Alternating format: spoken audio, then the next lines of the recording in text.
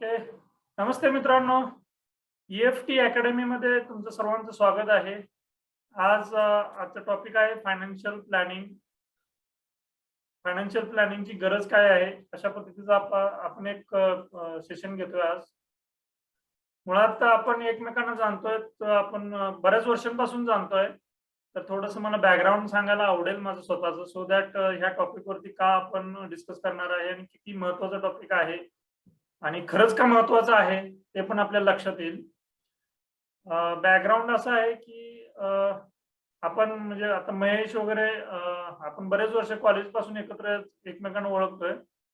तर सुरुवातीला करिअरच्या पॉइंट ऑफ व्ह्यूला आपण म्हणजे तो ट्रेंडच आहे, आज पण तो ट्रेंडच आहे की सगळ्यांनीच अकॅडमिक्स वरती फोकस केलं, करावंच लागतं. अकॅडमिक्स मध्ये फोकस करत असताना आपण फायनान्स पॉइंट ऑफ व्ह्यूला कधी विचार करत नाही. बघू आपण ज्यावेळेस अर्निंग चालू करायचं, अर्निंग ज्यावेळेस चालू होईल त्यावेळेसचा विचार आहे, आता कशाला त्याचा विचार करायचा. त्यामुळे कम्प्लिटली फोकस हा आपला अकॅडमिक्स वरती राहतो आणि त्यानंतर ज्यावेळेस कमवायला चालू होतं त्यावेळेच्या पुढचे चॅलेंजेस येतात. त्या चॅलेंजेस प्रमाणे आपण भरकडत जातो किंवा ट्रॅक वरती राहत नाही आणि त्याच्या नंतर एक सर्टन स्टेजला आल्यानंतर लक्षात येतं की बऱ्याच गोष्टी आपल्याला करणं मॅन्डेटरी आहे आणि मग आपण हळूहळू त्या पद्धतीने ऍक्शन घ्यायला चालू करतो. मग हे सगळं सर्वसामान्य सगळ्यांच्याच आयुष्यात घडतं, तसं माझ्या आयुष्यात घडलं आणि हे करत असताना बऱ्यापैकी वाचनाची आवड होती. वाचनाची आवड असल्यानंतर लक्षात आलं की आपल्याला माइंडसेट डेव्हलप करायचं आहे. मग माइंडसेट डेव्हलप करत करत करत एका स्टेजला असं लक्षात आलं की आपल्याला फायनान्स पण तितकंच महत्वाचं आहे की जे बेसिक पर्सनल फायनान्स आहे ते आपल्याला शिकणं गरजेचंच आहे आणि ते शिकल्याशिवाय माइंडसेट वरती त्याचा इम्पॅक्ट पडत नाही. माइंडसेट जर आपल्याला डेव्हलप करायचं असेल तर एका सर्टन स्टेजला डेव्हलप करता येतो, पण तिथून पुढे जर जायचं असेल तर फायनान्स पण तितकंच गरजेचं आहे आणि ते फायनान्स समजून घ्यायला स्वतःच्या बाबतीतलं पर्सनल फायनान्स ज्याला आपण म्हणतो, तर ते पर्सनल फायनान्स समजून घेतलं पाहिजे. समजून घेऊन त्या पद्धतीने ऍक्शन घेणं गरजेचं आहे. तर ते पण तितकंच महत्वाचं आहे आणि हे समजल्यानंतर मग कॉन्शियसली ते समजून घेऊन त्या पद्धतीने आपण ऍक्शन घ्यायला मी स्वतः ऍक्शन घ्यायला चालू केली आणि जसं ऍक्शन घ्यायला चालू केली तसं परत माइंडसेट वरती त्याचा मोठा इम्पॅक्ट झाला. म्हणजे माइंडसेट एका कम्फर्ट झोन मधून बाहेर यायला मला मदत झाली जसं फायनान्स दुरुस्त व्हायला लागलं किंवा फायनान्स ट्रॅक वरती यायला लागलं तसं. आणि त्यानंतर बऱ्याचशा ज्या काही माझ्या स्किल्स आहेत त्या प्रोफेशनली मला मांडता यायला लागल्या. जसं माझं लिखाणाची आवड होती, मी हॉस्टेलला राहिल्यामुळे मला पत्र लिखाणाची आवड होती, तर त्या पत्र लिखाणाचं आर्टिकल मध्ये पब्लिश व्हायला लागलं, मॅगझिन मध्ये पब्लिश व्हायला लागलं, पुस्तक पब्लिश झालं. नंतर बोलण्याची सवय, बोलायला आवडतं, शेअरिंग करायला आवडतं, तर शेअरिंगला पण एक प्रोफेशनल मॅनरने आता मी पुढे वाटचाल करतोय. तर हे बिकॉज ऑफ ओनली फायनान्स जसं ठीक होत गेलं तसं या गोष्टी सगळ्या व्यवस्थित व्हायला लागल्या. मग हे सगळं होत असताना EFT अकॅडमीच्या माध्यमातून मी ज्यावेळेस EFT बद्दल अनेकांना मी शेअर करत होतो आणि माझं नॉलेज मी शेअर करतो, त्यावेळेस असं लक्षात आलं की फायनान्स बद्दल बेसिक डिस्कशन व्हायला पाहिजे, घराघरात व्हायला पाहिजे, तरच माइंडसेट वरती खऱ्या अर्थानं त्याचा इम्पॅक्ट पडतो. कारण बऱ्याच गोष्टी अशा असतात बोलून होत नाहीत, प्रॅक्टिकली करावं लागतं, प्रॅक्टिकली त्याचे रिझल्ट दिसावे लागतात. तर त्यासाठी फायनान्सचे कन्सेप्ट समजून घ्यावे लागतात. म्हणून मी ह्याच्यातले काही काही सर्टिफिकेशन्स गरजेचे होते ते सगळे पण सर्टिफिकेशन्स केले आणि नंतर मग माइंडसेट वरती आपल्याला काम करता येतं. तर आज थोडस फायनान्स बद्दल समजून घेऊ. आता फायनान्स समजून घेत असताना आपलं पर्सनली बऱ्याच वेळा वन टू वन डिस्कशन मध्ये बऱ्याचशाच गोष्टी झालेल्या आहेत. काय काय ऍक्शन प्लॅन पण आपण डिफाईन केलेला आहे. तर तुम्ही स्वतः नोट डाऊन करा. जर काही आता मी रिवाइज करणार आहे, जर काही तुमचे ऍक्शन काही घ्यायचे राहिले असेल तर परत एकदा नोट डाऊन करा. जरी तुमच्या मनामध्ये माहीत असलं तरी सुद्धा ते रिटर्न होऊ दे आत्ताच्या डायरीमध्ये, सो दॅट एक रजिस्टर होईल आपल्या माइंडसेटमध्ये की आपल्याला ह्या ऍक्शन्स घेणं गरजेचं आहे. मी माझी स्क्रीन शेअर करतो आणि मीन व्हाईल हे सेशन इंटरॅक्टिव्ह होण्यासाठी तुमचं मध्ये आधी काही प्रश्न असतील तर तुम्ही जरूर प्रश्न विचारू शकता.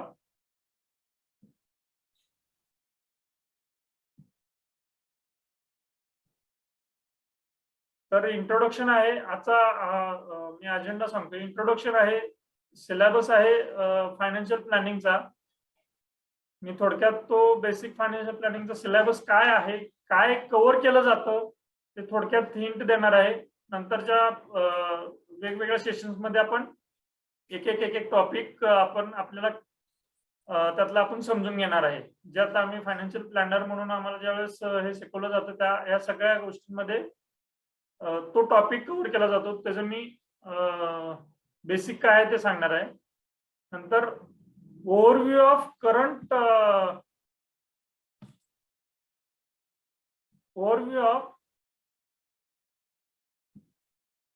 मार्केट हे थोडक्यात सांगणार आहे.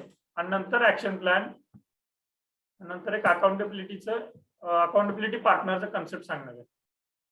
ओके, तर बेसिक ऑफ फायनान्शियल प्लॅनिंग. आता याच्यामध्ये व्हॉट इज फायनान्शियल लिटरसी हे साधारण 9 पॉइंट्स कव्हर केले जातात बेसिक्स ऑफ फायनान्शियल प्लॅनिंग मध्ये. त्याच्यामध्ये व्हॉट इज फायनान्शियल लिटरसी, आता फायनान्शियल लिटरसी म्हणजे काय आहे हे सांगितलं जातं. त्याच्यामध्ये असं आहे की आपल्याला आजूबाजूला असलेले जे काही फायनान्शियल इन्स्ट्रुमेंट्स आहेत, ज्याच्यामध्ये अगदी म्युच्युअल फंड असेल, शेअर मार्केट, बॉन्ड्स, डिबेंचर, गोल्डमध्ये पेपर गोल्ड, रिकाम म्हणजे plots, flats, agriculture land, industrial land, commercial property वगैरे. तर ह्या असंख्य जे इन्स्ट्रुमेंट्स आहेत, तर ह्या इन्स्ट्रुमेंटची प्रत्येक इन्स्ट्रुमेंटची थोडी आपल्याला माहिती पाहिजे, बेसिक माहिती पाहिजे, सो दॅट की त्याच्याबद्दलचा जर आपल्याला काही डिसिजन घ्यायचा असेल तर समोरच्या माणसाला ऍटलिस्ट त्याच्यातले काही की प्रश्न तरी विचारू शकतो इथपर्यंत तर आपल्याला नॉलेज पाहिजे. बघा, मागच्या 15 दिवसापूर्वीचीच गोष्ट आहे. साधारण कोल्हापूर, सांगली, सातारा ह्या परिसरातली ही एक बातमी आहे, तुम्ही ऐकली असेल की शेअर मार्केटमध्ये कोट्यावधी रुपये बुडले लोकांचे, आणि तेही एका MLM किंवा सम काइंड ऑफ ह्या कन्सेप्टच्या माध्यमातून लोक शेअर मार्केटमध्ये पैसे घालण्यासाठी म्हणून अनेकांनी पैसे, खेड्यापाड्यातली या लोकांनी पैसे इन्व्हेस्ट केले त्याच्यामध्ये, आणि त्यांना त्याच्यात प्रचंड मोठ्या नुकसानीला सामोरे जावं लागलं. मग त्या केसमध्ये काय झालेलं आहे, आमच्या गावातले बऱ्याच लोकांचे असे, आमच्या गावातले कमीत कमी एक 30-35 लाख रुपये लोकांनी तर त्यामध्ये इन्व्हेस्टमेंट केलेलं आहे, आणि विदाऊट एनी नॉलेज, कसलंच नॉलेज नाही, काय नाही, शेअर मार्केटमध्ये पैसे भेटतील कुणाच तरी अवलंबून राहून त्यांनी तो डिसिजन घेतलेला आहे. तर असे भयानक चुकीचे डिसिजन्स लोकांच्याकडून घडतात. तर हे बेसिक याचं एकच आहे की lack of financial literacy. Financial literacy मध्ये आपल्याला आपले पैसे कुठे जातात, कशा पद्धतीने त्या पैशांचं पुढं काय होतं याचं नॉलेज पाहिजे. प्रत्येक इन्स्ट्रुमेंट बद्दल तसं त्याचे नॉलेज पाहिजे, सो दॅट आपल्याला कोणी आपल्या पैशांबद्दल तर आपल्याला कोणी फसवलं नाही पाहिजे. तर ही झाली बेसिक फायनान्शियल लिटरसीची मिनिमम अपेक्षा. तर दुसरा आहे, आपल्याला आपल्याकडं इमर्जन्सी फंड किंवा एक अपॉर्च्युनिटी फंड म्हणून एक स्वतःचा पाहिजे. जर नसेल तर तो कसा करायचा ते पण मी तुम्हाला सांगेन, पण हे एक कंपल्सरी पाहिजेच आहे. तुम्ही स्वतः चेक करा, जर नसेल तर त्याच्यावरती आपण काम करू. थोड्या गोष्टीतून आपल्याला तो मोठा फंड निर्माण करता येतो. तसंच रिटायरमेंट प्लॅन, आपल्याला माहित पाहिजे की आपलं रिटायरमेंट एज काय आहे, आपल्याला त्या एजला काय कॉर्पस पाहिजे, तो कॉर्पस किंवा तो फंड कसा अवेलेबल करायचा, त्याच्यासाठीचा ऍक्शन प्लॅन पाहिजे. ऍटलिस्ट माहित तरी पाहिजे. जर माहित असेल तर त्या पद्धतीने आपल्याला काहीतरी ऍक्शन्स घेता येतात. माहिती एक्स अमाऊंट मध्ये आपल्याला रिटायरमेंट फंड आहे माहित झालाय, पण आपल्याला कसा अचीव्ह करायचं माहित नाही, तर ह्याबद्दल तज्ञांच्या मार्गदर्शनाखाली आपल्याला ऍक्शन घेता येते. पण माहितच नसेल तर आपल्याला ते अचीव्ह करण्यासाठी आपल्याकडनं ऍक्शन घडणारच नाही. तर तो फंड ही आपल्याला माहित पाहिजे, तो आकडा नजरेसमोर पाहिजे, तर आपल्याकडनं ऍक्शन घडतील आणि वेगवेगळ्या अपॉर्च्युनिटीज समोर येतील. तर माझा प्रश्न आहे तुमच्यासाठी, तुम्ही स्वतःला उत्तर द्या. तर तुमचा आकडा तुम्हाला माहित आहे का? सेकंड, फोर्थ पॉइंट आहे इन्शुरन्स. इन्शुरन्स ही एक अशी गोष्ट आहे की आपल्या श्रीमंतीला टिकवून ठेवण्यासाठी ती महत्वाची आहे. म्हणजे आज आपण एक्स अमाऊंट वरती आपली श्रीमंती असेल तर एक्स प्लस होण्यासाठी इन्शुरन्स, योग्य इन्शुरन्स गरजेचे आहेत. आज अनेक लोकांच्याकडे इन्शुरन्स नाही आहे. काही लोकांच्याकडे इन्शुरन्स असले तर ते अंडर इन्शुरन्स असतात किंवा ओव्हर इन्शुरन्स असतात. काहीतरी जो कोण इन्शुरन्स एजंट आहे तो एजंट आपल्याला काहीतरी सांगतो आणि त्या इन्फ्लुएन्स मध्ये बऱ्याच वेळा डिसिजन घेतले जातात आणि हे एकतर अंडर इन्शुरन्स होतं किंवा ओव्हर इन्शुरन्स होतं. तर ते पण आपल्याला स्वतःला चेक करता आलं पाहिजे की आपण करेक्ट इन्शुरन्सच्या आपले डिसिजन घेतलेत की नाहीत ते. 5वी स्टेप आहे आपली की investment are tried to your goals. म्हणजे आपली जी काही इन्व्हेस्टमेंट आहे ही इन्व्हेस्टमेंट सगळी आपल्या गोलला मॅप केलेली आहे का. तर जर गोलला मॅप असेल तर 2, 4, 6 महिन्यानंतर सहज आपण कधी बघितले मोबाईलवरती सगळं दिसतंच, तर ऍटलिस्ट तिथं पर्सेंटेज प्रोग्रेस दिसतो त्याच्यामध्ये. 1 वर्षाने बघितलं, 2 वर्षांनी बघितलं तर त्या गोलला आपण कितपत पोहोचलोय नाही पोहोचलोय तर ऑटोमॅटिकली आपल्याला आकडे दिसले. ते आकडे काहीतरी बोलतात. ते बोललेलं म्हणजे आकडे जे बोलतात ते आपल्याला समजतात, त्याच्यामुळे आपण परत मोटिवेट होतो ऍक्शन्स घ्यायला. तर हे इन्व्हेस्टमेंट हे सगळे मॅपिंग झालं पाहिजे. परत पुढचा आहे कॅश फ्लो मॅनेजमेंट.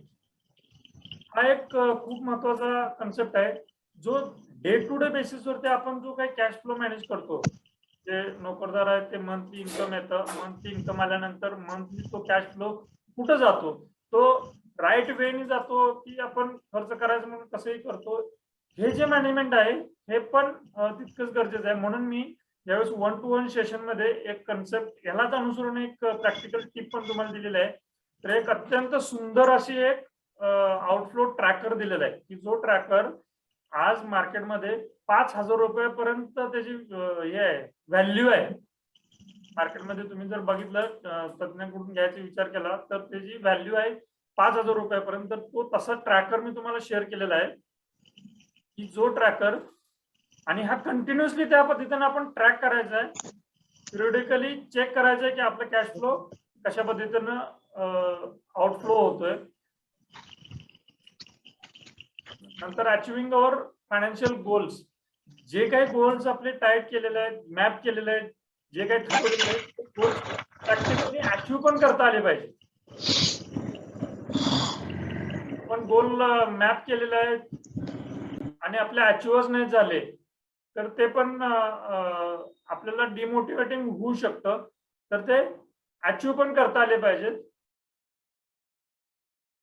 दुसरा इन्फ्लेशन इम्पॅक्ट. इन्फ्लेशन सातत्यानं त्याचा विचार केला पाहिजे. इन्फ्लेशन हे सातत्यानं वाढतच आहे आज जगभरामध्ये. मी आजचं एक उदाहरण देतो. अमेरिकेमध्ये काही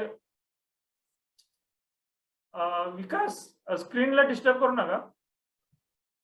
अमेरिकेमध्ये काही महिन्यांपूर्वी किंवा एखाद्या 1.5 वर्षापूर्वी साधारण इन्फ्लेशन हे 40% होतं, सॉरी 0.40%, आणि आज ते 9% गेलेलं आहे. 40 पैशांपासून ते म्हणजे 0.40 पासून ते 9% इतक्या मोठ्या प्रमाणात इन्फ्लेशन वाढलेलं आहे. तुम्ही श्रीलंकेची काही अवस्था आहे ती बघितलेली आहे. तर म्हणजे 40 पैशाला जी वस्तू भेटत होती ती आज 9 रुपयाला भेटते अमेरिकेमध्ये. इतक्या मोठ्या प्रमाणात इन्फ्लेशन वाढलेलं आहे, महागाई वाढलेली आहे तिथे. आणि त्याच्यामुळं आज भारताच्या इतिहासात पहिल्यांदा इतक्या मोठ्या प्रमाणात पैसे अमेरिकन लोक किंवा परदेशी लोक हे काढून घेऊन चाललेले आहेत मार्केटमध्ये. एवढं कधीच आउटफ्लो झाला नव्हता की जेवढा आजच्या डेटला होतोय. तर आपण ज्यावेळेस डिसिजन घेतो तर तो डिसिजन घेताना ह्याचा पण विचार करावा लागतोय. मी एक साधं उदाहरण देतो तुम्हाला. एखादं आपण कर्ज घेतो, कर्ज घेताना बँकेत आपण किती टक्के व्याज आहे ह्याचा सहज विचार करतो आणि बँकवाले पण आपल्याला ते समजून सांगतात की हे इतक्या टक्क्यानं व्याज आहे. तर एक्झाम्पल जर पर्सनल लोन किंवा 10% समजा लोन इंटरेस्ट आहे असं समजून घेऊ, पण ऍक्च्युली ते 10% नसतंय. त्याला प्लस आपलं इन्फ्लेशन कनेक्ट करता आलं पाहिजे तर ते खरी त्याची राईट इंटरेस्टच निघतो. म्हणजे जर 10% इंटरेस्ट असेल तर इन्फ्लेशन प्लस पकडून साधारण तो 8% जर इन्फ्लेशन पकडलं, 8% महागाई पकडली तर तो 18% तो इंटरेस्ट रेट जातो. हे पण आपण विचारात घेतलं पाहिजे. तर खऱ्या अर्थानं आपली वेल्थ क्रिएट होण्यास आपल्याला डिसिजन फाईन ट्युनिंग करता येतो. नंतर आहे एक 9वा पॉइंट फायनान्शियल प्लॅनिंग मधला, बिगेस्ट फायनान्शियल इन्स्ट्रुमेंट. इन्स्ट्रुमेंट म्हणजे काय, तर हे एक माध्यम, जसं म्युच्युअल फंड एक आहे, शेअर मार्केट एक आहे, किंवा बॉन्ड, डिबेंचर, गोल्ड, गोल्ड मध्ये पण पेपर गोल्ड, फिजिकल गोल्ड, किंवा ऍग्रिकल्चर लँड, कमर्शियल लँड वगैरे, हे सगळे इन्स्ट्रुमेंट झाले फायनान्शियल इन्स्ट्रुमेंट. तर असंच एक असं बिगेस्ट फायनान्शियल इन्स्ट्रुमेंट आहे, ते आहे आपण स्वतः. आपल्या स्वतःकडं पण एक फायनान्शियल इन्स्ट्रुमेंट म्हणून आपल्याला बघता आलं पाहिजे, ती नजर पाहिजे. म्हणजे आपल्याकडे जे काही पोटेन्शियल आहे, आपल्याकडे जे काही स्किल्स आहेत, त्या स्किल मधून आपण कशा पद्धतीनं मॉनिटाईज करता येईल, कशा पद्धतीनं आपण त्याच्यातनं इन्कम घेता येईल, त्याचा आपल्याला विचार करावा लागणार आहे. त्या पद्धतीने आपण ऍक्शन घेतले पाहिजेत. आणि जितकं आपण ह्या असेट क्लासकडे स्वतःकडेच एक असेट क्लास म्हणून बघता आलं पाहिजे, हे जितकं आपण बघू ना, तितकं त्या पद्धतीने आपण ऍज अ बिझनेसमन म्हणून प्रोफेशनली आपण वाटचाल करू शकतो. आणि तशी आपल्याला अपॉर्च्युनिटीज पण भेटत राहतील. जर आपण आपल्याकडे जर बिझनेस माइंड ऑफ व्ह्यू, आपणच बिझनेस आहोत असं जर बघत नसू, तर तो एक खूप मोठा हे आहे, ड्रॉबॅक आहे असं म्हणू. त्यामुळे स्वतःकडं बिझनेस, स्वतःच बिझनेस आहे असं समजून आपल्याला वाटचाल करायची आपल्याला. आणि 10वा महत्वाचा पॉइंट आहे अकाउंटेबिलिटी पार्टनर. बघा, आपल्याला ज्या काही गोष्टी माहित नाही आहेत, ज्या गोष्टी आपल्याला अचीव्ह करायच्या आहेत, त्या समजून घेऊन अचीव्ह करण्यासाठी एकदा समजलं, तर ह्या सगळ्या प्रवासात हे सगळे जे पॉइंट्स आहेत financial point of view, personal finance मधले, हे लगेच काय होत नाही. जसं तब्येत बनवण्यासारखं आहे, आज व्यायाम केला तर लगेच उद्या माझी तब्येत बनत नाही. तसंच हे सगळे जे डिसिजन्स आहेत, हे एका दिवसाचे नाही आहेत. एक दिवस घेतला तर आणि संपला असं नाही आहे. किंवा म्युच्युअल फंड मध्ये एसआयपी चालू केली तर विषय सोडून दिला असं नाही होत. मी आता बघणारच नाही 4-5 वर्ष, 2 वर्ष, किंवा मुलाच्या शिक्षणासाठी मी घेतलं तर मुलाचं जोपर्यंत त्याची गरज येत नाही, निर्माण होत नाही, तोपर्यंत मी बघणारच नाहीये, असं होत नाही. जनरली लोक तसं करतात आणि आपल्या अनेक ऑपॉर्च्युनिटीला ते मुकतात. ऑपॉर्च्युनिटीच्या संधीचं सोनं करता येत नाही. म्हणून ह्या सगळ्या जर्नीमध्ये ना अकाउंटेबिलिटी पार्टनर तितकाच महत्वाचा आहे. म्हणून मी मुद्दामून ज्यावेळी तुमच्याशी 1 to 1 बोलल्यानंतर मुद्दामून हे सेशन्स घेतोय, की सो दॅट फाईन ट्यून करता येईल, परत परत आपल्याला चेक करता येईल. ॲज अ अकाउंटेबिलिटी पार्टनर म्हणून मी तुमच्या सोबत आहे, तर तुमचे हे सगळे प्लॅन्स किंवा तुमचे जे काही डिसिजन्स आहेत ते रिव्हिजिट करता येतील पिरियडिकली, सो दॅट आपला जर्नी हा फ्रीडमच्या दृष्टीने, किंवा ह्या आर्थिक स्वातंत्र्याच्या दृष्टीने, किंवा ह्या सगळ्या म्हणजे फ्रीली आपल्याला पुढे वाटचाल करता येईल, टेन्शन फ्रीली आपल्याला पुढे वाटचाल करता येईल. त्या दृष्टीनं आपण अकाउंटेबिलिटी पार्टनर पण आपल्या आयुष्यातला निवडता आला पाहिजे.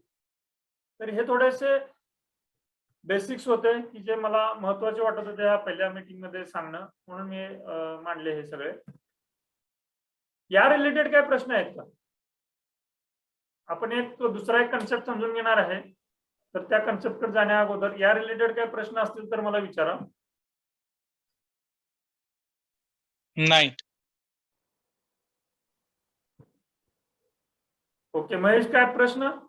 इमर्जन्सी फंड कसा तयार करायला पाहिजे? Yes, correct. इमर्जन्सी फंड हा मी मुद्दामून त्याला 2 नावं दिलेली आहेत. ऑपॉर्च्युनिटी फंड एक ना, हा ऑपॉर्च्युनिटी फंड पण. कारण बऱ्याच वेळा कसं असतंय, ज्यावेळेस आता मार्केट डाऊन झालं तर तो फंड आपण 5-6 महिन्यासाठी त्याचा एक ऑपॉर्च्युनिटी म्हणून त्याचा एक बघू शकतो. जसं आता कोविडच्या केसमध्ये ज्यावेळेस कोविड आलं मार्च 2020 साली, मार्केट खूप पडलं आणि जे तज्ञ होते, म्हणजे मार्केटमध्ये बरेच वर्षाला आपण सगळे आहोत, तर माहित आहे की जरी पडलं आज ना उद्या ते वरती येणारच आहे, अप ट्रेंड चालू होणारच आहे. तर त्या केसमध्ये जरी 10,000 रुपये असले असते आपल्याकडे, तर त्या 10,000 चे 50,000 रुपयेपर्यंत क्रिएट करण्याची एक पोटेन्शियल होतं त्याच्यामध्ये. म्हणून तो मी त्याला ऑपॉर्च्युनिटी फंड पण म्हणतो, इमर्जन्सी फंड किंवा ऑपॉर्च्युनिटी फंड. तर तो तयार करण्यासाठी एक छोटासा पण सिंपल आणि जबरदस्त प्रभावी वे आहे. मी स्वतः प्रॅक्टिकली तशा पद्धतीनं माझा स्वतःचा इमर्जन्सी फंड तयार केलाय, की म्हणजे लिक्विड अकाउंट मध्ये एसआयपी चालू करायची. मग ते 500 रुपयाची एसओपी असेल, 1000 रुपयाची असेल, व्हॉट एव्हर, पण तो इमिडिएटली डिसिजन घ्यायचा आहे लिक्विड अकाउंटमध्ये. तो मग एकदा एसआयपी चालू केली ना तर मग तो ऑटोमॅटिकली थेंबे थेंबे थेंबे ते तो आपला फंड बनत राहतोय. आणि जेवढी काही एसआयपी चालू होते आपली आज ना उद्या ऍज अ इमर्जन्सी म्हणून ते अवेलेबल होणारच आहेत, त्याच्याबद्दल काही प्रश्नच नाही. पण एक सर्टन फंड तयार होण्यासाठी तो डिसिजन खूप गरजेचा आहे. आणि आपले डे टू डे लाईफचं असं असतं की तात्काळ आपल्याला पैसे उभं करायचं म्हटलं तरी थोडस डिस्टर्बन्स जाणवतो किंवा काहीतरी ऍडजस्टमेंट करावं लागतं. पण ज्यावेळेस आपण लिक्विड अकाउंटला ज्यावेळेस एसआयपी चालू करतो इमिडिएट बेसिस पे, आज आपल्याकडे नाहीये ना, इमिडिएट बेसिस पे 500 रुपये बाजूला काढून सुरुवात करायची 500 रुपयापासून. तर त्या लिक्विड अकाउंटमध्ये आज ना उद्या अक्युमुलेशन होणारच आहे हे आपलं फंड. तर आपलं इमर्जन्सी फंड ऑटोमॅटिकली बनत राहील. दुसरा असा एक आहे याच्यामध्ये कॅश फ्लो मॅनेजमेंटच्या याच्यामध्ये, ज्यामुळे आपल्याला त्रास होत नाहीये डिसिजन घेताना. आपल्या मुलांचे एज्युकेशन फीज आहेत, वार्षिक आपल्याला माहिती आहे की एवढं एवढं द्यायचंच आहे. तर ती अमाऊंट पण लिक्विड अकाउंटमध्ये पार्किंग चालू करायची, त्याची पण एसआयपी लिक्विड अकाउंटमध्ये चालू करायची. माहिती आहे आपल्याला जून मध्ये ही अमाऊंट आपल्याला school as a school fee म्हणून भरावी लागतात. तर त्याच्यासाठी पण आत्ताच पैसे बाजूला काढून ठेवायचे, सो दॅट जून मध्ये 10 तारखेला भरायचे असेल तर 2 दिवस अगोदर रिक्वेस्ट टाकायची म्युच्युअल फंड मध्ये. 10 तारखेला बरोबर तुमचे पैसे सेव्हिंग अकाउंटला अवेलेबल होतात, त्यात जेणेकरून लगेच आपल्याला स्कूल फी किंवा यासारखे डिसिजन घेता येतात. तर अशा पद्धतीनं आपलं मायक्रो प्लॅनिंग करणं गरजेचं आहे, सो दॅट मोठमोठे डिसिजन घेणं सोपं जातं. आणि ह्याचा सगळ्यात महत्वाचा बेनिफिट जो होतो ना त्याची किंमत नाही करता येत. एक्झाम्पल, ज्या वेळेस आपण हे मायक्रो प्लॅनिंग फाईन ट्यून करत असतोय, स्कूल फीचा डिसिजन झाला किंवा हे इमर्जन्सी फंड किंवा ऑपॉर्च्युनिटी फंडचा झाला, हे आकडे बोलतात. सपोज स्कूल फी साठी किती रुपये लागतात, 50,000 रुपये. मग मंथली किती रुपये लागतात, 5,000 रुपये किंवा 3,000 रुपये. तर 3,000 रुपये जसं आपण त्या लिक्विड अकाउंटला पार्किंग चालू ठेवतो तर हे आकडे बोलतात. म्हणजे आज 3,000 झाले, उद्या 6,000 होतील, पुढच्या महिन्यात 10,000, 15,000 असे आकडे ज्यावेळेस दिसतात ना त्यावेळेस खऱ्या अर्थानं आपल्या सबकॉन्शियस लेवलला ना एक फील गुड फॅक्टर जाणवतो. येस बाबा आहेत आपल्याकडे पैसे. म्हणजे फी असतील, आतापर्यंत काय होतं की फी भरायचं म्हटलं तर टेन्शन जाणवायचं, अरे जून महिना आहे काहीतरी ऍडजस्ट करावं लागतो. मग जून महिन्याच्या अगोदरचा महिना, अख्खा जून महिना, जून महिन्याच्या नंतरचा महिना, जुलै महिना, हे 2-3 महिने तसे तणावात जातात. मग विचार करा, आपली माइंडसेट 2-3 महिने चक्क तणावात असते. हे सगळं इंजिन जे आहे आपलं, हे सगळं माइंडसेट आहे, सगळं 2-3 महिने तणावात असते कारण नसताना. एनिवे आपल्याला डिसिजन घ्यायचाच आहे, तो द्यायचेच आहेत पैसे माहित आहे, नोन फॅक्टर आहे ते, तरी सुद्धा 2-3 महिने ते तणावात जातात अननेसेसरी. आणि हे तणावात असणं म्हणजे काय की बघा, आपण एक आयुष्याचा जर्नी करतोय, ट्रेन मधून प्रवास करतोय, आणि ट्रेन मधून प्रवास करत असताना आपले काही सोबत वस्तू आहेत, आपल्या सोबत बॅग आहे, बॅगेमध्ये आपल्या आवश्यक गोष्टी आहेत, प्रवासाची काही वस्तू आहेत, आणि त्या वस्तू ट्रेन मध्ये साईडला न ठेवता आपल्या डोक्यावर ठेवतोय. माहित आहे आपल्याला की जर्नी करतोय, सोबतच्या वस्तू आहेत, पण ते मांडीवर ठेवतोय, डोक्यावर ठेवतोय, आपल्या अंगावरतीच ठेवतोय साहित्य. असली काहीतरी गोष्ट करते आपल्याला.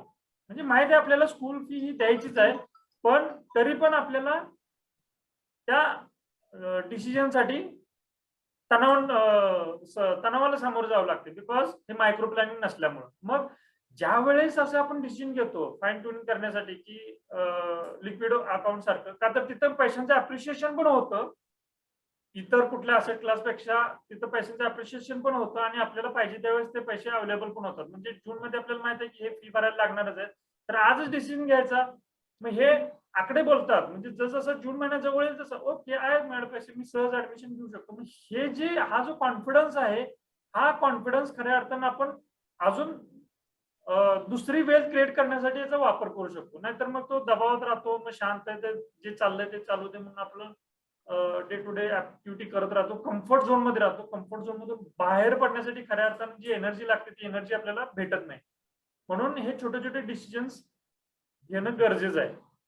मग तुमचे डिसिजन नसतील तर माझी विनंती आहे तुम्हाला की तुम्ही लगेच लिक्विड अकाउंटला खास स्कूल फीज किंवा दिवाळी सारख्या डिसिजन साठी दिवाळी साठी जो काही खर्च असेल, भले 10,000 तुम्ही खर्च करणार असेल दिवाळीसाठी, तर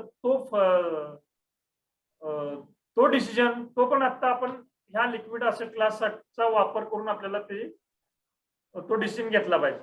मग तिथंच का, तर बघा पैशाला पैसा आकर्षित करतो हे आपण लहानपणापासून ऐकतो, तर तेच आपण प्रॅक्टिकली जगतोय.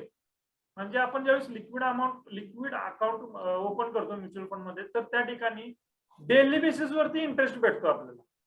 मग हे जे डेली बेसिस वरती भेटलेला जो इंटरेस्ट आहे, हे ज्यावेळेस आकडे दिसतात त्यावेळेस आपला नकळतपणे सबकॉन्शियसली माइंडसेट क्रिएट होत राहतो. आणि हेच इम्पॉर्टंट आहे आपल्याला इनिशियल स्टेजला फायनान्शियल फ्रीडमच्या दृष्टीने वाटचाल करत असताना.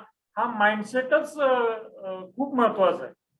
एकदा का त्या पद्धतीने आपण फाईन ट्यून करत गेलो, 1-2 वर्ष 3 वर्ष करत गेलो, तर हे आकडे ज्यावेळेस बोलायला लागतात ना, त्यावेळेस फुल कॉन्फिडन्स येतो.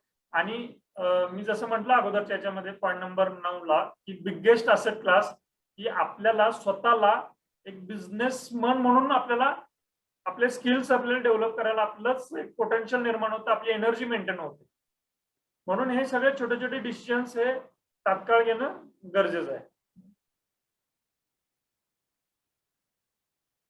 अजून काही प्रश्न आहे का?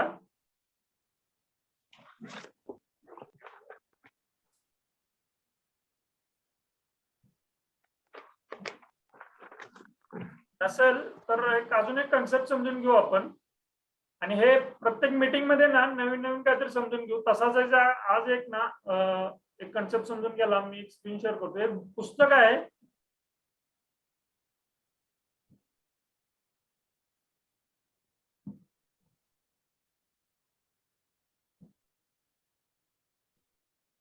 त्यातलं 2 नंबरचं आर्टिकल आज आपण बघणार आहे. ते आहे 2 नंबरचं, top 8 financial regrets of Indian investor. साधारण 11,000 लोकांपर्यंत 11,000 लोकांचा सर्वे केलेला आहे भारतामध्ये, वेगवेगळ्या एज ग्रुपचा, वेगवेगळ्या इन्कम असलेल्या लोकांचा. तर त्याच्यामध्ये 8 अशा काही गोष्टी आहेत की ज्या त्या 11,000 पैकी लोकांनी टॉप 8 दुःखदायक गोष्टी, म्हणजे चुकीचे निर्णय असतील किंवा त्यांच्या मनातली फायनान्स बद्दलची सल असेल, तर ती त्यांनी व्यक्त केलेलं आहे. तर 1 बाय 1 बघू. तर हा साधारण 11,324 लोकांचा हा सर्वे आहे. जागो इन्व्हेस्टर या वेबसाईटच्या माध्यमातून त्या मोहन चव्हाण म्हणून आहे, त्यांनी तो केलेला आहे. तर साधारण 30 वर्षांपेक्षा खाली 32% लोक होते, 30 ते 40 वयोगटातील 46% लोक होते, 41 ते 55 वयोगटातील 14% लोक होते, आणि 50 पेक्षा जास्ती 5% लोक होते. तर त्यातलं पहिलं जे दुःख आहे ते आहे not working seriously on increasing the income. म्हणजे आपली वेल्थ जी काय असेल ती कुठेतरी इन्व्हेस्ट करावं लागते, सेव्हिंग करावं लागते, आणि सेव्हिंग केलेलं परत त्याच्यातून जास्ती इन्कम द्यावं लागते. म्हणजे पहिला त्यातलं दुःख आहे की not working seriously on increasing the income. म्हणजे सिरियसनेसच नसतो इन्क्रीज आपलं स्वतःच उत्पन्न वाढवण्यासाठी. ज्या काय गोष्टी असतात, आजूबाजूला लोक सांगतात की आपण असं केलं पाहिजे, त्याशिवाय इन्कम वाढणार नाही, बिझनेस ऑपॉर्च्युनिटीज आहेत, डिसिजन घेतला पाहिजे, पैसे नसतील तरी सुद्धा आपल्याला सुरुवातीला काम केलं पाहिजे, सर्टन अमाऊंट नंतर आपल्या सर्टन वेळ गेल्यानंतर आपल्याला वेगवेगळ्या योजना आहेत, वेगवेगळ्या माध्यमातून आपल्याला पैसे उपलब्ध होतात. अशा अनेक योजना आहेत आजूबाजूला, शासनाच्या योजना आहेत. त्यातलं काहीही आपण माहिती घेत नाही, किंवा जो तज्ञ आहे त्याच्याकडे कधी आपण हे बसत पण नाही, बैठक पण करत नाही, त्याचं काय चाललंय काय नाही वगैरे. तर सिरियसनेसच नसतोय. तर ते एक दुःख आहे. बघा, जगातला सर्वात मोठा आर्थिक साक्षरतेमध्ये ज्यानं काम केलं त्याचं नाव आहे Robert Kiyosaki. Rich dad poor dad या पुस्तकाच्या माध्यमातून तुम्ही ऐकलं असेल त्याचं नाव. तर तो रॉबर्ट कियोसाकी काय म्हणतो माहितीये का, 2 लोकांना नेहमी जेवायला घेऊन जात जायचं. तुमच्या खिशात पैसे नसले असले तरी सुद्धा ह्या दोन लोकांना म्हणजे दोन प्रोफेशनच्या लोकांना कायम जेवायला घेऊन जायचं असं तो म्हणत असतोय. त्याचा गर्भित अर्थ असा आहे की दोन प्रोफेशन कुठले आहेत, तर एक आहे फायनान्स मधला व्यक्ती आणि दुसरा आहे लॉयर. हे ज्यावेळेस दोन व्यक्ती सोबत असतात ना, त्यावेळेस नक्की आज ना उद्या त्यांच्याकडनं आपल्याला अशा काही टिप्स, अशा काही कन्सेप्ट भेटतात की नक्की आपल्याला आपल्या आर्थिक सुरक्षिततेकडे जाण्यासाठी आपल्याला त्यांची मदत होत असते. मग आज आपल्या फोनच्या याच्यामध्ये डायरीमध्ये इतके हजारो कॉन्टॅक्ट असतात, पण या कॅटेगरीतले कितपत तुमच्या आहेत आणि कितपत लोकांना किती लोकांना तुम्ही असं जेवायला घेऊन जाऊ शकता किंवा ऍटलिस्ट तुम्ही गप्पा मारू शकता अशा फील्ड मधल्या लोकांना, ते तुम्ही आत्मचिंतन करा. असतील तर योग्य आहात, नसेल तर हे तुमचं हे एक दुःख आहे की we are not serious on our income. आपल्या उत्पन्नाबाबत आपण सिरियस नाहीये. आपण त्या कॅटेगरीतल्या लोकांशी आपण गप्पा मारू शकत नाही, समजून घेऊ शकत नाही, त्यामुळे चांगल्या चांगल्या कन्सेप्ट कळत नाही. आता उदाहरण एक सांगतो की आता मार्केट पडलेलं आहे. जसं मी मागाशी सांगितलं की अमेरिकेतले लोक इन्व्हेस्टमेंट हे घेऊन चाललेले आहेत. आपल्या देशातली अपॉर्च्युनिटी आहे, मार्केट पडलेलं आहे. तर एक उदाहरण सांगतो. मला त्यांचं तर नाव माहित नाही. एक 8-10 दिवसापूर्वीच त्यांच्याशी भेट झाली एका सेशन मध्ये वाशीमध्ये. खूप लर्निंग आहे बघा. तर त्यांची इन्व्हेस्टमेंट स्वतः आता म्युच्युअल फंड मध्ये साधारण 12 ते 13 लाख रुपये आहे. ओके, बघा आकडे कसे असतात बघा. आणि ही हिंट हे ह्या फील्ड मधल्या लोकांनी त्यांना सजेस्ट केली आणि त्याच्या पद्धतीने त्यांनी डिसिजन घेतला आणि वेल्थ क्रिएशन कशी चालू होते बघा. म्हणून मी म्हटलं की आपण जर सिरियस असू तर अशा पद्धतीची ऑपॉर्च्युनिटी आजूबाजूला ते दिसतं, तर त्या पद्धतीच्या लोकांशी आपण कनेक्ट राहता आलं पाहिजे. तर त्या व्यक्तीने काय केलं बघा, 12 ते 13 लाख रुपये आता ऑलरेडी म्युच्युअल फंड मध्ये तिचे इन्व्हेस्टेड अमाऊंट आहे. तर त्या अमाऊंट वरती त्यांनी एनजेच्या प्लॅटफॉर्मवरती त्यांनी लोन उचललं. साधारण 4-5 लाखाचं लोन उचललं. 4-5 लाखाच्या लोन साठीचा जो काय हप्ता होता, साधारण 8-10 हजार रुपये काहीतरी हप्ता होत होता. तर तो हप्ता त्यांनी सर्टन टाइम पिरियड साठी पे करायचं ठरवून तो हप्ता म्हणजे पे करायला सुरुवात केली. आणि हे जे 4-5 लाख रुपये होते हे SWP केली त्याची, म्हणजे म्युच्युअल फंड मध्ये ठेवले ते लमसम अमाऊंट आणि त्यातनं SWP केली आणि त्याची पण SIP चालू केली. म्हणजे 2-3 ऑप्शन त्यांना ओपन ठेवले. एक हप्ता भरला ही एक गोष्ट झाली, फक्त त्याच्या खिशातनं तेवढे एक्स्ट्रा रुपये जातात. लमसम अमाऊंट घेतली, लमसम अमाऊंट म्युच्युअल फंड मध्ये ठेवली, ते त्याचं अप्रिशिएशन होतच आहे. तर त्याच्यातून त्यांना SWP केली की जे पर मंथ त्याच्या अकाउंटला जमा होणार. मग त्याच अकाउंटची परत SIP केली. म्हणजे त्याची SIP जी मुळात होती जी 10-12 लाख किंवा जे काही एक सामान जो फंड होता त्याच्यावरती त्यानं हे 2-3 डिसिजन घेतलेले आहेत. म्हणजे अशा पद्धतीनं जो काही त्याचा हप्ता जाऊन ऍडिशनल अमाऊंट जी काही त्याची खर्च होणार होती ऍज अ इंटरेस्ट स्वरूपात, तर त्याच्यापेक्षा कितीतरी पटीत ह्या SWP आणि SIPच्या माध्यमातून तो वेल्थ क्रिएट करतोय. तर असे छोटे छोटे टॅक्टिक्स असतात की जे त्या फील्ड मधल्या लोकांशी संपर्कात आल्यामुळं हे आपल्याला भेटतात. तर हे एक दुःख आहे की we are not serious on increasing our income. तर तसं व्हायला नाही पाहिजे. दुसरं आहे not making any investment till date. बघा, इन्कम चालू झाल्या लगेच डिसिजन घेणं गरजेचं असतं, पण तसं होत नाहीये. किंवा आजूबाजूला बरेच लोक सांगतात की इन्व्हेस्टमेंट केली पाहिजे, इन्व्हेस्टमेंट केली पाहिजे, पण डिसिजन घेतच नाही. आणि बरेच वर्ष गेल्यानंतर मग मात्र पश्चाताप होतो, अरे त्यावेळेस सांगत होते ते त्यांनी घेतला, त्यावेळेस घेतला असता डिसिजन तर आता खूप फायदा झाला असतं वगैरे, असं मग ते एक दुःख राहतं, ते एक मनात सल राहते. तर तसं एक होतं. ही एक मोठं रिग्रेट आहे, हे एक दुःख आहे लोकांचं. हे एक आहे की सुरुवात म्हणजे हा आकडा काय सांगतोय, 1 आउट ऑफ 3 इन्व्हेस्टर म्हणजे तिघांपैकी एक लोक असे होते की जे पहिले 5-5, 10-10 वर्ष त्यांनी इन्व्हेस्टमेंट चालूच केली नाही 10 वर्षानंतर रिअलायझेशन झालं की आपल्याला खऱ्या अर्थानं थोडस सिरियसली होऊन इन्व्हेस्टमेंट बद्दल पैशांबद्दल समजून घेतलं पाहिजे आणि डिसिजन घेतला पाहिजे. आजपर्यंत नुसतं ऐकत आलोय तर न ऐकता डिसिजन घेतला पाहिजे. तर ही एक चूक होते की डिसिजन घेतच नाही आपण आणि वेळ निघून जात असते. तिसरी रिग्रेट आहे नॉट फोकसिंग ऑन करिअर और चूजिंग द रॉंग. सर एकच मिनिट. हा, एक वरचं एक्झाम्पल जरा इलॅबरेट करा ना. तिथे वरती दाखवलं होतं तुम्ही की हा इथेच हेच हा जो ग्राफ होता तो.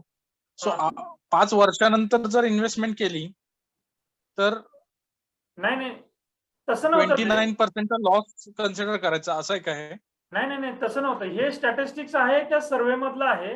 हे लॉस आणि गेनचं तसं नाहीये. तर सुरुवातीचे पहिले 5 वर्ष इन्व्हेस्टमेंट बद्दल डिसिजनच नाही लोकांनी घेतला. ओके समजलं. बरं एक उदाहरण देऊ शकता का तुम्ही? ओके तेच ना. अर्निंग चालू झाल्यानंतर सुरुवातीचे 5 वर्ष लोकांनी डिसिजनच नाही घेतला की आपल्याला इन्व्हेस्टमेंट केली पाहिजे. ओके, म्हणजे 11,000 लोकांपैकी 29% लोक अशी आहेत ज्यांनी पहिल्या 5 वर्षामध्ये इन्व्हेस्टमेंट स्टार्टच नाही केली. बरोबर. ओके. एक एक्झाम्पल देऊ शकता का तुम्ही की वयाच्या 25व्या वर्षी जर इन्व्हेस्टमेंट स्टार्ट केली आणि वयाच्या 35व्या वर्षी जर इन्व्हेस्टमेंट स्टार्ट केली तर किती डिफरन्स येतो असं साधारण? आता आहे ना, छान प्रश्न विचारला. मी त्याचं उत्तर देतो. एक स्क्रीन दिसते ना माझी? मी स्लाइड दिसते. हो दिसते. ओके, याच्यामध्ये एक आहे स्लाइड, मला दाखवतो. येस, मिस्टर अर्ली आणि मिस्टर लेट. ओके. हा, काय विचारायचं होतं का? नाही ठीक. हा, मिस्टर अर्ली आणि मिस्टर लेट हे काय आहे? पॉवर ऑफ कंपाऊंडिंग हा कन्सेप्ट सांगत असताना तर हा घेतलेला तुमच्या प्रश्नाचं उत्तर इथं बरोबर दिसतंय बघा. मिस्टर अर्ली आणि मिस्टर लेट. जो मिस्टर अर्ली आहे तो पर मंथ 10,000 रुपयाची एसआयपी वयाच्या 25व्या वर्षी चालू करतोय तो, आणि वयाच्या 60व्या वर्षापर्यंत त्याच्याकडे 35 वर्ष मिळतात त्याला इन्व्हेस्टमेंटसाठी. आणि मिस्टर लेट आहे तो लेट इन्व्हेस्टमेंट चालू करतोय वयाच्या 45व्या वर्षी, पण इन्व्हेस्टमेंट करत असताना 20,000 रुपयांचा आकडा घेतोय तो एसआयपी ला. तर त्याला 15 वर्ष भेटतात इन्व्हेस्टमेंटसाठी त्याच्या वयाच्या 60व्या वर्षापर्यंत. तर दोघांपैकी म्हणजे मिस्टर अर्लीची एकूण स्वतःच्या खिशातले पैसे जातात 42 लाख रुपये आणि मिस्टर लेटचे जातात 36 लाख रुपये. तर दोघांची वेल्थ क्रिएट होत्या वयाच्या 60व्या वर्षी. मिस्टर अर्लीचे होते 11,41,41,00,000 आणि मिस्टर लेटचे होते 1,23,00,000 रुपये.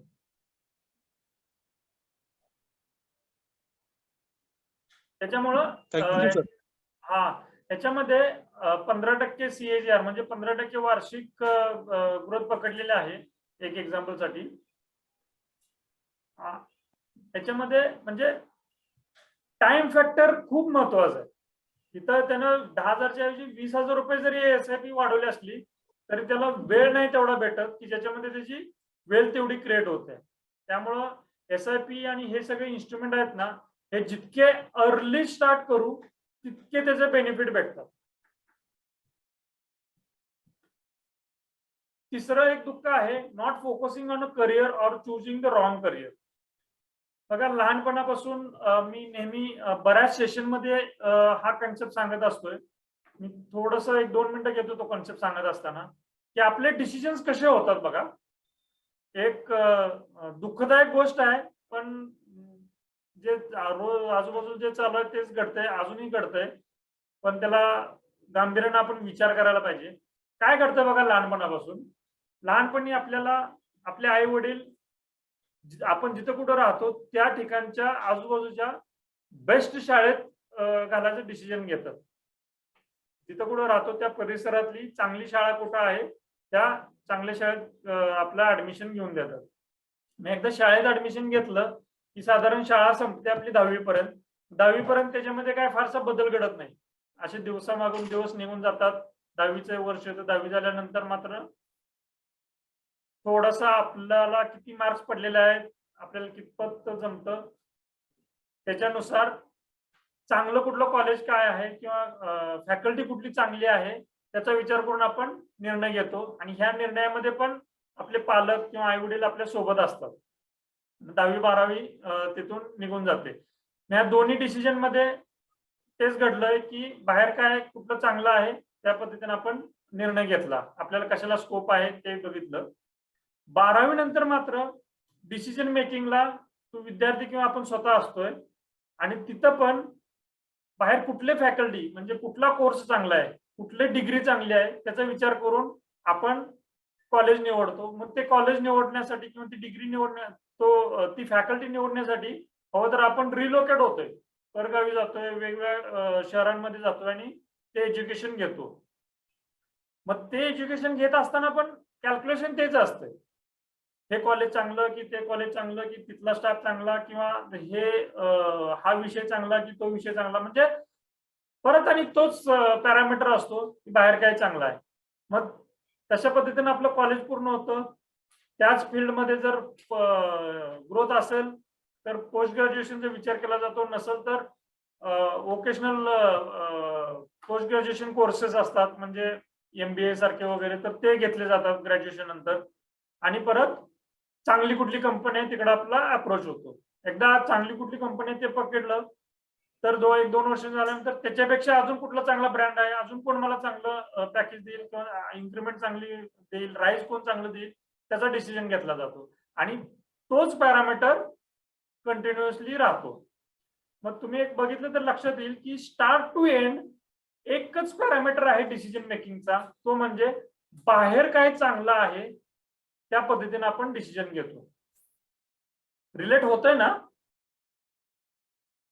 तर हे कंटिन्युअसली एकच पॅरामीटर आहे आणि हेच आजूबाजूला चालतं आणि हेच आजूबाजूला चालल्यामुळं तेच बरोबर आहे असं आपल्याला वाटतं.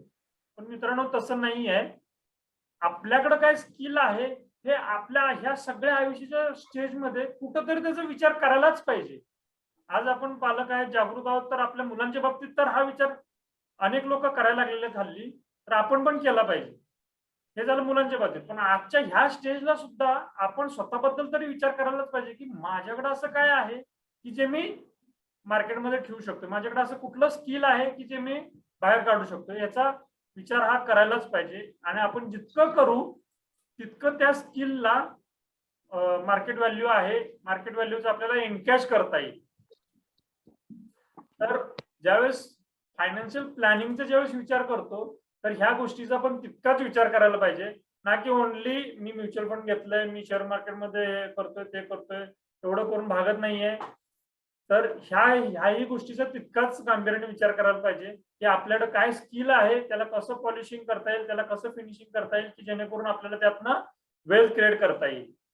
जर तुम्ही करत नसाल तर जरूर याचा करा. याच्याबद्दल जर डिटेल काय पाहिजे असेल तर मला अवश्य पर्सनली विचारा.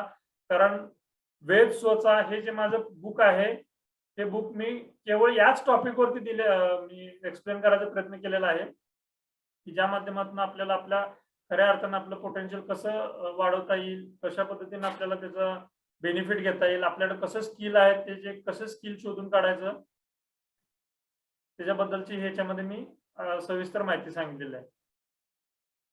तर वळूया आपण दुसऱ्या पुढच्या टॉपिककडं. दुसरी काय रिग्रेट आहे ते आपण बघू.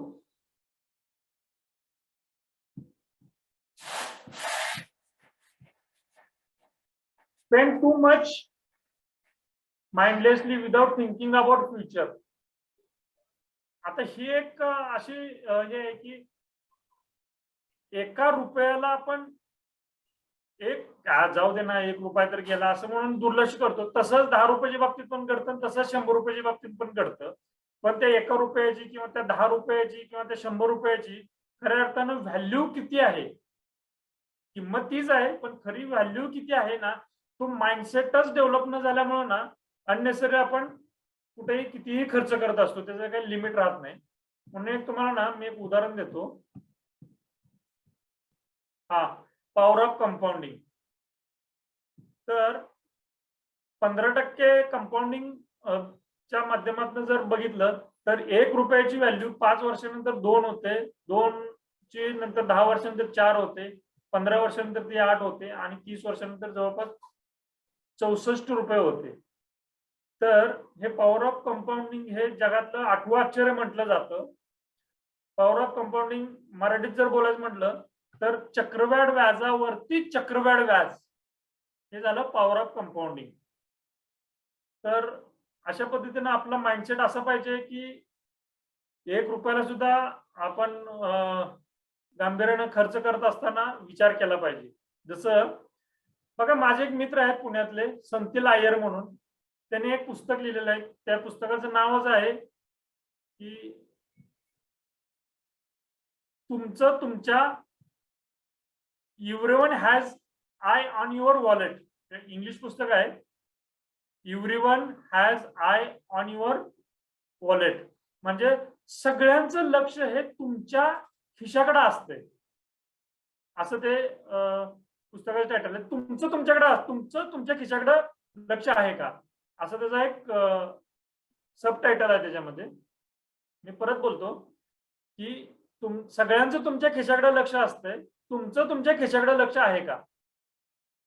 याचं सर्वोत्तम उदाहरण म्हणजे डीमार्ट मध्ये गेल्यानंतर आपल्या गरजेच्या वस्तू आपण घेत असतोय, बास्केटमध्ये किंवा ट्रॉलीमध्ये टाकत असतो आणि येतोय काउंटरवरती आलं तरी सुद्धा काही असे शायनी ऑब्जेक्ट्स असतात आपल्या डोळ्यासमोर की आपण न कळत उचलतो त्या बास्केटमध्ये टाकतो. म्हणजे तुमच्या खिशातनं तुम्ही काउंटरवरती गेलात तरी सुद्धा तुम्हाला सोडत नाही. तुमच्या खिशाकडे त्यांचं लक्ष आहेच. तिथं आल्यानंतर काय घेऊ शकतात, 2 रुपयाची वस्तू, 5 रुपयाची वस्तू. मग 2-5 रुपये जरी तुमच्या खिशातून सोडणार नाही येते, असं हे मार्केट आहे. प्रत्येकाचं लक्ष हे तुमच्या खिशाकडे असतंय. तुमचं तुमच्या खिशाकडे लक्ष आहे का, आणि ते लक्ष असणं गरजेचं आहे. हे तेव्हाच येतं जेव्हा असं अकाउंटेबिलिटी पार्टनर म्हणजे हे अशा लोकांच्या सानिध्यात असल्यानंतर बऱ्याचशाच गोष्टी आपल्याला कळत राहतात. आणि हे जसं कळत राहतं, हा मास्टरमाइंड ग्रुप म्हणू आपण त्याला, किंवा अकाउंटेबिलिटी पार्टनर म्हणू. तर अशा अनेकांच्या सानिध्यात राहिल्यामुळे आपल्याला आपल्या खिशाकडे लक्ष द्यायला आपल्याला कळायला लागतं. आणि जसं कळत राहू तसं आपल्या खिशातली वेल्थ अप्रिशिएशन होते, डिप्रिशिएशन होत नाही. म्हणजे आपल्या पैशांचं काय चाललंय हे आपल्याला कळत राहतं. आणि ही एक आहे विल रॉजर्स यांचं एक जगप्रसिद्ध एक म्हण आहे बघा. हे कळते का, too many people spend money they haven't earn to buy the things they don't want to impress people they don't like. जरा गमतीशीर आहे, मी मराठीत सांगायचा प्रयत्न करतो. असंख्य लोक त्यांचा पैसा जो कमवलेला नाहीये तो अशा ठिकाणी खर्च करता, अशा गोष्टी खरेदी करण्यासाठी खर्च करता की त्या वस्तू घेऊन नको असलेल्या लोकांना इम्प्रेस करण्यासाठी. असंख्य असे लोक आहेत की जे त्यांचा पैसा की जो ते कमवलेला नाहीये तो पैसा अशा वस्तू घेण्यासाठी खर्च करतात की ज्या गोष्टी त्यांना नको आहेत, पण केवळ नको असलेल्या लोकांवरती इम्प्रेशन मारण्यासाठी डिसिजन घेतात ते. याचं साधं उदाहरण आपण घेऊ. आजूबाजूला बघतोय बघा की शेजाऱ्याने गाडी घेतली तर आपण पण गाडी घ्यायचा निर्णय घेतो. शेजाऱ्याने एखादी वस्तू घेतली तर त्यानं घेतली, शेजारी आवडत नाहीये पण त्यानं घेतली म्हणून आपण घ्यायला जातो. आणि हे कधी घेतो, ज्यावेळेस आपल्याकडे पैसे नसतात.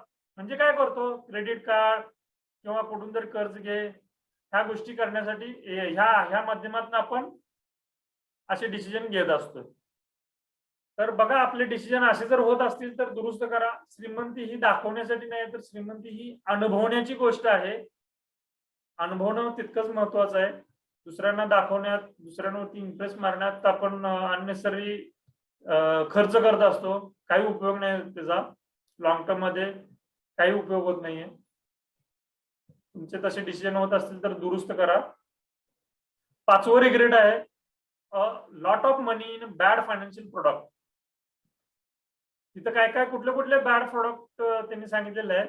म्हणजे ह्या 11 जर लोकांपैकी सर्वे जो केलेला आहे त्यांनी की brought it without thinking too much. जास्ती विचार न करता काय काय डिसिजन घेतले जातात. Brought it because I trusted the sellers too much, किंवा pressure of family relative friend brought it for tax saving. एक उदाहरण देतो. परवा मागच्या महिन्यामध्ये फायनान्शियल प्लॅनिंग करत असताना एका व्यक्तीचं उदाहरण देतो, त्यामुळे तुम्हाला लक्षात येईल की हे डिसिजन्स कसे घडतात, म्हणजे चुकीचे डिसिजन घडतात आणि त्याचा पश्चाताप करावा लागतो. त्या व्यक्तीला चक्क 4 वर्ष त्यातनं आता वे फॉरवर्ड नाहीये. तो डिसिजन कसा झाला सांगतो. एक कुपन भेटलं, कुपन रेल्वे स्टेशन वरती का कुठल्या मॉलमध्ये त्यांना कुपन भेटलं आणि त्या कुपन मध्ये त्यांना त्यांचं सिलेक्शन झालं, म्हणजे लकी ड्रॉ मध्ये. आता ते त्यांचं लकी ड्रॉ मध्ये झालं की ज्यांनी सबमिट केलं त्या सगळ्यांनाच ते लकी ड्रॉ लागले, माहित नाही काय कॉन्स्पिरन्सी असेल ती. पण त्यांना ते फोन आला. फोन आल्यानंतर त्यांना एका हॉटेलमध्ये डिनरसाठी बोलवलं गेलं. डिनरचं कुपन होतं चांगल्या हॉटेलमध्ये, 5 स्टार हॉटेलमध्ये. तर त्यांना ते डिनर ऑफर केलं वगैरे. आणि डिनर ऑफर केल्यानंतर विथ फॅमिली होते ते, 2 लहान मुलं मुली त्यांच्या. आणि ऑफर केल्यानंतर त्यांना त्या क्लब मेंबरशिप बद्दल सांगायला चालू केलं. ती मेंबरशिप अशी होती की जिथं कुठं जाल, ऑल ओव्हर द वर्ल्ड कुठेही जाल, तर त्या हॉटेल चार्जेस, जे काही स्टेईंग चार्जेस असतील, तर ते तुम्हाला लाईफ टाईम फ्री भेटतील. तुम्ही कधीही कुठेही जगाच्या कानाकोपऱ्यात कुठेही गेला तर ती मेंबरशिप तुम्हाला आज घेतली तर ते लाईफ टाईम फ्री राहील. आणि त्याच्यासाठी सर्टन अमाऊंट तुम्हाला पे करावं लागेल. आणि तुम्ही कितीही दिवस त्या योजनेचा बेनिफिट घेऊ शकता, किती वर्षे. तर त्यांनी त्यासाठी त्यांना 4 लाख रुपये लागत होते. 4 लाख रुपयाची वन टाइम फी त्यांना द्यायची आणि ती मेंबरशिप घ्यायची, ज्याच्यामध्ये ते हॉटेल स्टे 7 दिवसांचं काहीतरी होतं. 7 दिवस तुम्ही अब्रॉड मध्ये, अमेरिकेत असेल, जर्मनीमध्ये असेल, जपानमध्ये असेल, तिथं कुठले हॉटेल किंवा इंडियामधील कुठल्याही हॉटेलमध्ये तुम्ही 7 दिवस काहीतरी ते फ्री ऑफ कॉस्ट स्टेइंग भेटत होतं आणि लाईफ टाईम तुमच्या फॅमिलीसाठी. असं ते एक कन्सेप्ट त्यांना सांगण्यात आली. आता लंच टाइम चालू होतं, सॉरी डिनर टाइम चालू होतं, गप्पा चालू होतं. त्यातच त्यांनी तो एक्सप्लेन केला, त्यांना समजून सांगितलं. आणि सेलर हा तो मार्केटिंगचा पर्सन होता, त्यांनी त्या पद्धतीने तो अशा पद्धतीने एक्सप्लेन केला. तो प्रोडक्ट त्यांच्या गळ्यात उतरवला. पैसे खिशात नसतानाही त्यांना कुठून तरी ते कर्ज घ्यायला लावलं. कर्जसाठी पण त्याच्याकडनं सह्या घेतल्या, फॉर्म भरले आणि ती मेंबरशिप त्यांच्या हातामध्ये ठेवली. अगदी म्हणजे नाही का, प्रिव्हिलेज मेंबर असल्यासारखं त्यांना तिथं ट्रीट केलं गेलं, व्यवस्थित चाललं. पण तिथून पुढे तो व्यक्ती साधारण 4 वर्षे त्या मेंबरशिपचे EMI भरतोय, 4 लाख रुपये. आणि कशासाठी? तर फक्त स्टेईंग फ्री भेटल याच्यासाठी, लाईफ टाईम स्टेईंग फ्री भेटल. आता वस्तुतः जेवढे हे 4 लाख रुपये भरले गेले, जर फायनान्शियल इन्स्ट्रुमेंट आमच्यासारख्या व्यक्तीकडे एकदा जर त्याने डिस्कशन केलं असतं तर ह्याच 4 लाख रुपयाची अशा पद्धतीने वेल्थ क्रिएट झाली असती की येण्या जाण्यापासून स्टेईंगचा पण खर्च निघाला असता. तुम्हाला फिरायला जायचं होतं तर ह्या 4 लाखावरती अशा पद्धतीने आपण पार्किंग केले असते पैसे की जे तुमचे येण्या जाण्याचा पण खर्च निघाला असता. वर्षाला तुम्हाला ते अवेलेबल पण झाले असते फिरायलासाठी पैसे, आणि स्टेईंग पण फ्री झाला असतं. पण तसा डिसिजन न होता त्यांनी फक्त त्याच्यासाठी तेवढे पैशांचा डिप्रिशिएशन करून ठेवलं त्यांच्या आयुष्यातल्या पैशांचं. तर असे अनेक डिसिजन्स होतात ज्याचं आयुष्यभर परत दुःख करावं लागतं. तर तुमच्या बाबतीत तसं जर झालं असेल तर दुरुस्त करा, किंवा इथून पुढे जर होणारा म्हणजे होऊ नये त्याच्यासाठी असे अकाउंटेबिलिटी पार्टनर किंवा असे मेंटर सोबत राहू दे तुमच्या आयुष्यात की ज्याच्यामुळं अशा आयुष्यात असे प्रसंग घडणार नाही. नंतर 6वा रिग्रेट आहे, trusted others too much and lost a lot of money. हेच आहे, आजूबाजूला आपण बघतो शेअर मार्केट, त्याच्यामध्ये पैसे खर्च केलेले आहेत. आज जगात आपल्या सांगली जिल्ह्यासारख्या ठिकाणी करोडो रुपये ह्या शेअर मार्केटच्या माध्यमातून गेलेले आहेत. ती केस आता रिसेंटली महिन्याभरापूर्वीची गोष्ट आहे. लोकांचे पैसे गेलेले आहेत, ते लोक मारामारीपर्यंत गेलेले आहेत. लोक एकमेकाच्या वरती विश्वास ठेवून त्यांनी डिसिजन घेतलेले आहेत. तर फायनान्शियल लिटरसी नसेल तर अशा गोष्टी होतात, तर तशा व्हायला नाही पाहिजे. त्यासाठी फायनान्शियल लिटरसी खूप गरजेचं आहे.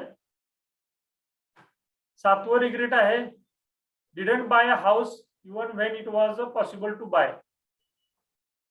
आता हे एक त्या सर्वे मधील हे एक आउटकम आहे, ते फक्त 13% लोकांचं, की घर घेऊ शकत होतं पण नाही घेतलं, पण त्यानंतर घराच्या किमती शूट झाल्या की त्यांच्या आयुष्यात परत कधी तो चान्स आलाच नाही. आणि शेवटची एक दुःख होतं, too much loan in life. कर्ज, बघा पैसा हा स्वस्त झालेला आहे. तुम्ही जर लहानपणापासून जर आठवून बघितलं तर तुमच्या लक्षात येईल की अगोदर म्हणजे 15-20 वर्षापूर्वी बँका आजूबाजूला खूप कमी असायच्या. म्हणजे एखाद्या शहरात 2-3च बँका किंवा एखाद्या खेड्यात म्हणजे 5-6 खेड्यांच्या नंतर एखादी कुठली तर शेजारच्या गावामध्ये एखादी बँक असायची. इतकं बँकांचं प्रमाण कमी असायचं. पण आज जर तुम्ही बघितलं तर बँक कुठं आहे, कुठल्या चौकात आहे किंवा बँकेचं कसं कुठल्या दिशेला दार आहे हे आपल्याला माहित नसतं. पण आजच्या डेटला तुम्ही मोबाईलवरती सगळं काही करू शकता. म्हणजे बँक फिजिकली आपल्याला बँकेत जायची गरजच पडत नाही. आणि इतक्या प्रमाणात बँका आहेत, जरी नुसतं एक चक्कर मारली जवळच्या तुमच्या शहरांमध्ये, तुमच्या लक्षात येईल की कितीतरी प्रमाणात बँका आज मार्केटमध्ये आहेत. अगदी नावं पण पहिल्यांदाच ऐकतोय की काय, इथपर्यंत आपल्याला नवीन नवीन बँका दिसतील. तर ह्या सगळ्या बिझनेस पॉईंट ऑफ व्ह्यू मार्केटमध्ये आलेल्या आहेत. त्या सगळ्यांचं लक्ष, त्यांचं मेन प्रोडक्ट हेच कर्ज देणं आहे. त्यामुळे ते इझिली कर्ज अवेलेबल होते आणि लोक इझिली कर्ज अवेलेबल होतं म्हणून ना फक्त सह्या करतात आणि फॉर्म भरले, बाकी सगळ्या फॉर्मॅलिटीज तो जो त्यांचा मार्केटिंगचा हेल्पिंग हँड असतो तो करत असतो सगळं, आणि आपल्याला ते सहज वाटतं आणि पैसे अवेलेबल होतात. तर हे अननेसेसरीली कर्ज इतकं घेतलं जातं ना लोकांच्याकडनं, का तर सहज उपलब्ध होतंय आणि ह्याच्यामध्येच नंतर मग आपलं कर्ज वाढतं, परत सगळेच ब्लॉक करत होतो. म्हणजे आपणच आपल्या आजूबाजूला ना काचेच्या भिंती निर्माण करत असतो. का तर इतकं हे सहजरित्या कर्ज अवेलेबल होतं. तर केवळ मिळतंय म्हणून कर्ज घेण्यात काहीच पॉईंट नाही. तसं करू नका. हे अनेकांचं म्हणजे पुढच्याच ठेस मागच्या शाणा जर आपण म्हणतो ना, तसं ह्या असंख्य ह्या 10-11 हजार लोकांचा सर्व्हे मधनं हे लक्षात आलेलं आहे. आणि ह्या साधारण 8 चुका, 8 दुःख आपण समजून घेतलेले आहेत आज. पुढच्या वेळेस पुढचा टॉपिक करू.